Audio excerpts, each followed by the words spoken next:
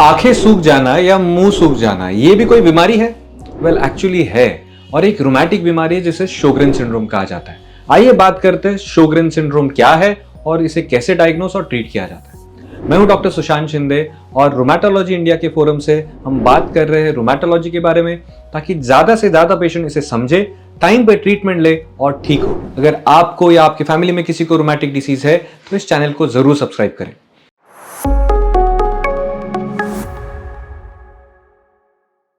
शोग्रेन syndrome SJOGREN ये एक ऐसी बीमारी है जो बहुत कॉमन नहीं है, ये रेयर है बट ये इंपॉर्टेंट है।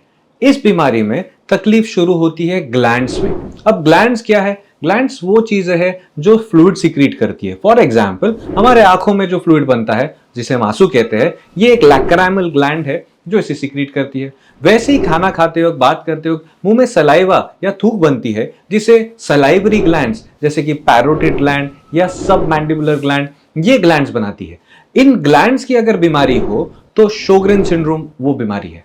ऐसे ही छोटे छोटे ग्लैंड्स हमारे मुंह के अंदर, लिप्स के अंदर भी होते हैं, जिससे हल्का हल्का अमाउंट ऑफ फ्लूइड सिक्रीशन बनता रहता है।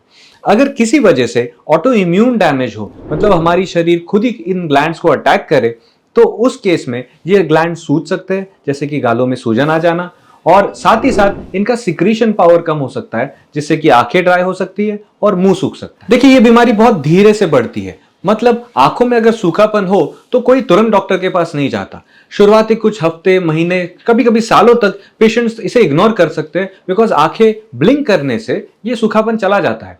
बट जैसे एक्टिविटीज बढ़ती है, जैसे कि कोई मोबाइल देखना या किताब पढ़ना, टेलीविजन देखना, इसमें आंखें चुरचुरना शुरू हो सकती है, इसमें आंखों में रूखापन शुरू हो सकता है। जैसे बीमारी बढ़ती है तो ये रोजमर्रा की काम से भी इंटरफियर कर सकता है। अगर मुंह सूख रहा है तो सूखी चीजें खाना, फॉर एग्जाम्पल समझो आपको सूखी रोटी खानी है तो बिना ग्रेवी में डिप किए खाना मुश्किल हो सकता है। अगर आपको सूखा बिस्किट खाना है तो बिना चाय में डुबोए उसे खाना बहुत मुश्किल हो सकता है। खाते वक्त पेशेंट्स बताते हैं कि मुंह में मानो गोला सा बन जाता है और निगलना तकलीफ हो जाती है। इस तरह का मुंह सूख जाना और आंखें सूख जाना ये शोग्रेन के लक्षण है। अब शोग्रेन हम दो तरह से देखते हैं। एक है प्राइमरी शोग्रेन सिंड्रोम, जिसमें पेशेंट्स को सिर्फ ये आंखों का और मुंह का ड्राइनेस प्राइमरी सिम्टम होता है। बट बहुत बार शोग्रेन किसी और रोमैटिक बीमारी के साथ आता है जिसे कहा जाता है सेकेंडरी शोग्रेन सिंड्रोम। ये हम ज्यादा कॉमनली देखते हैं। फॉर एग्जाम्पल जिन पेशेंट्स को हाथों के जोड़ों का दर्द है, जैसे कि रूमेटॉइड आर्थराइटिस, उसके साथ शोग्रेन सिंड्रोम देखा जा सकता है। कुछ पेशेंट्स को SLE ल्यूपस की बीमारी होती है जिसके साथ शोग्रेन देखा जाता है, और इस तरह की अदर रोमैटिक डिसीजेस के साथ शोग्रेन के लक्षण आ सकते हैं। जब प्राइमरी शोग्रेन आता है उसमें भी कुछ लोगों को जोड़ों का दर्द हो सकता है, but there are other risk as well. For example primary Sjogren में एक बीमारी किडनी की हो सकती है जिसे कहा जाता है रीनल ट्यूबुलर एसिडोसिस, जिसमें किडनी का फंक्शन कम होने से शरीर का पीएच, शरीर का एसिड का बैलेंस, इसमें संतुलन रखने में मुश्किल हो सकती है।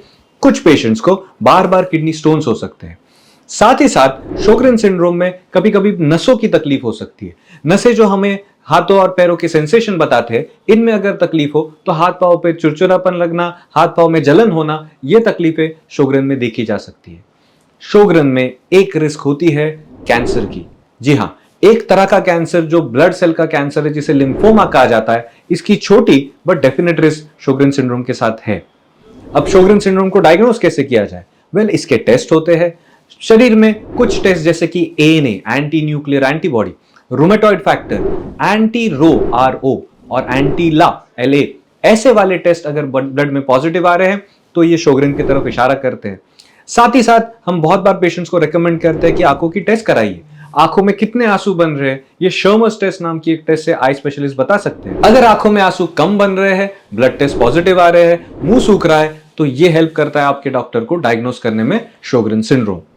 अब शोग्रेन सिंड्रोम पे दवाइयां है, डिपेंडिंग ऑन कितने ग्रेड के सिम्टम्स है, कितनी सिवियरिटी के सिम्टम्स है। कुछ पेशेंट्स को सिर्फ आई ड्रॉप से ही काम बन सकता है, कुछ पेशेंट्स को हल्के पेन किलर से ही जोड़ों का दर्द ठीक हो सकता है। बट कई बार पेशेंट्स को और दवाइयां लग सकती है, जिनमें कुछ दवाइयां है जैसे कि हाइड्रोक्सीक्विन, जैसे कि मिथोट्रिक्सेट, जैसे कि साइक्लोस्पोरिन। जिन पेशेंट्स को सीरियस बीमारी हो रही है उनको रिटक्सिमैब नाम का एक इंजेक्शन की जरूरत पड़ सकती है। शोग्रेन की ट्रीटमेंट डिसाइड की जाती है जो आपकी जरूरत के हिसाब से। दो व्यक्ति जिनको शोग्रेन है उनकी ट्रीटमेंट एग्जैक्टली सेम होती नहीं। उनके सिवियरिटी ऑफ सिम्टम के हिसाब से उनके डॉक्टर डिसाइड करते हैं कि किस तरह की ट्रीटमेंट देने की जरूरत है। अब शोगरेन सिंड्रोम को कंट्रोल करने के लिए, इसको मैनेज करने के लिए आपको जरूरत है रूमेटोलॉजिस्ट की। तो अगर आपको इनमें से कोई भी लक्षण हो तो रूमेटोलॉजिस्ट को मिलिए और उनकी सलाह के हिसाब से दवाई लेते रहे, ट्रीटमेंट आदि ना छोड़े, you will get good results. I hope this really helps you. नमस्कार, जय हिंद।